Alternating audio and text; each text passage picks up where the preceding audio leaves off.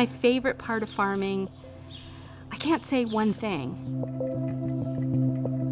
What I like so much now versus working, in corporate, making a lot of good money. I like that I can just throw on some clothes, wash my face, brush my teeth, get outside, work with some beautiful Jersey cows, and, work with my husband, have some laughs with my grandchildren, watch them discover, the farm, and watch them grow and develop and learn more and more about, how the soil works, how cows function. All of those things are just precious.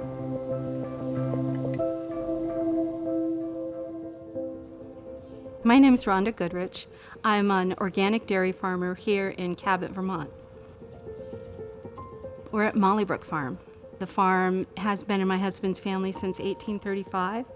The Jerseys on this farm are really part of our family, and they've been here since 1917. All the cows descend to those first Jerseys, registered Jerseys. One of the sayings is, once you learn how to milk, then you always have to milk. But I don't mind. And I milk 7 days a week, 365 days a year. And, each time, each cow coming in, it's like an old friend, that you're working with and taking care of. I guess I'm a caregiver, and I kind of like that part.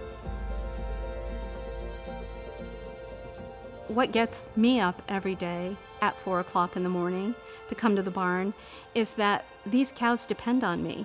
They work hard for me, and I feel like I have to work just as hard for them. I don't know what the future has. I just have faith that someone will fall in love with this dairy farm and want to continue to another generation.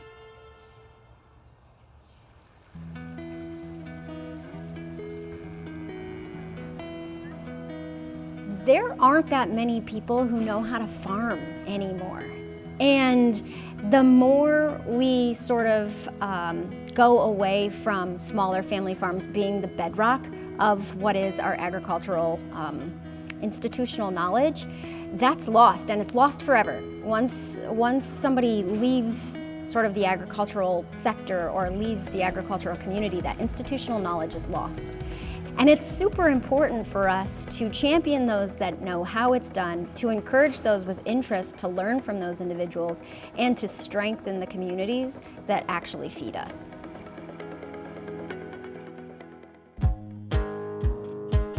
So we started milking 15 cows at his father's farm with him and slowly grew over time. We took over the reins in 2002 and had moved up here in 2004. We were milking about 45 or 50 cows and had done a few additions in there, ran the gutter cleaner longer and added on until we were milking 90, and it was too much in an old tie stall facility. So in 2014 we decided to build a new facility and put robots in, and moved up there in the fall of 2015. So now we're milking 170-ish cows. We more or less build and do everything ourselves for the most part. We try not to hire much stuff out. So, some of the newer tractors and stuff, sometimes you have to plug into them, that kind of stuff we hire out, but we try to do as much as we can. All the cropping, all the manure spreading. You have to be very self-sufficient in order to save money and cut costs. But we've always invested in our land and our cows too, so that's where we get our money from. We're kind of the last man on the totem pole, though. We can't pass our price on to anybody else. So we have to become more efficient, or milk more cows, or somehow come up and cover, do a little construction work on the side to cover those costs. We can't pass it on to somebody else. Well, from the very beginning, our commitment was to helping keep the traditional Northeast family farm going. And when you have people who actually live on the farms, they're caring for the land because this is where they're raising their families. We all work for the consumer, and when we can educate and help the consumer to understand that their purchase really counts, like every time you run an item past a scanner, you're voting for the kind of world you want. And if we help consumers understand that choice, we can really empower rapid change in the food system. But I would say the simple thing that we've proven is that when we build it, they will come. Fortunately, nowadays you have millennial and Gen Z consumers who understand everything I just said to you. That wasn't the case when we started. In those days, organic was, you could probably estimate it in the $5 to $7 million nationally. The good news is it's $62 billion now.